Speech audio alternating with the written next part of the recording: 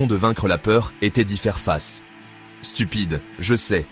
Mais ma fierté ne me laisserait pas m'enfuir en hurlant pour l'instant. Je devais enquêter sur le bruit. Lentement, je me suis dirigé vers le grand escalier, au centre du hall. Chaque pas que je faisais sur le bois grinçant était une annonce de ma présence. « Bonjour, il y a quelqu'un ?» J'ai appelé, ma voix tremblante et sonnant ridiculement petite dans le vaste espace. La seule réponse fut l'écho de ma propre question, rebondissant sur les murs et s'évanouissant dans le néant. Les pas à l'étage s'étaient arrêtés, ce qui était d'une certaine manière encore plus terrifiant. C'était comme s'ils m'attendaient. Alors que je montais les escaliers, la lumière de mon téléphone a révélé des portraits sur le mur. Leurs yeux, peints il y a des décennies, semblaient suivre chacun de mes mouvements. Les visages étaient sévères, sans sourire, comme s'ils me jugeaient d'avoir pénétré dans leur maison.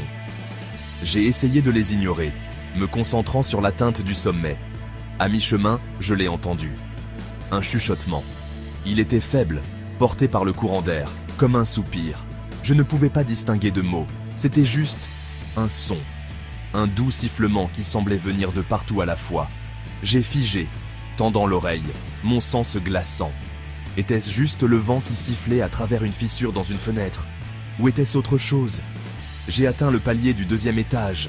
Un long couloir sombre s'étendait devant moi, bordé de portes closes. Chacune était une nouvelle possibilité de terreur. De quelle pièce le bruit venait-il? Quelle porte devais-je ouvrir? Ma main tremblait tellement que le faisceau de mon téléphone dansait follement sur les murs, créant un effet stroboscopique d'ombres mouvantes. Le chuchotement a recommencé, un peu plus fort cette fois. On aurait dit une voix de femme, mais déformée, comme si elle venait d'outre-tombe. C'était un son lugubre, plein de tristesse et de quelque chose qui ressemblait beaucoup à de la douleur. Cela m'a fait dresser les cheveux sur les bras. J'ai fait un pas hésitant dans le couloir, mes baskets silencieuses sur l'épaisse moquette poussiéreuse. J'ai ressenti une attirance inexplicable vers la dernière porte à gauche.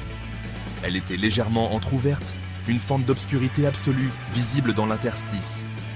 Les chuchotements semblaient y venir de l'intérieur. Chaque instinct que j'avais me criait de faire demi-tour, de dévaler les escaliers et de ne jamais regarder en arrière.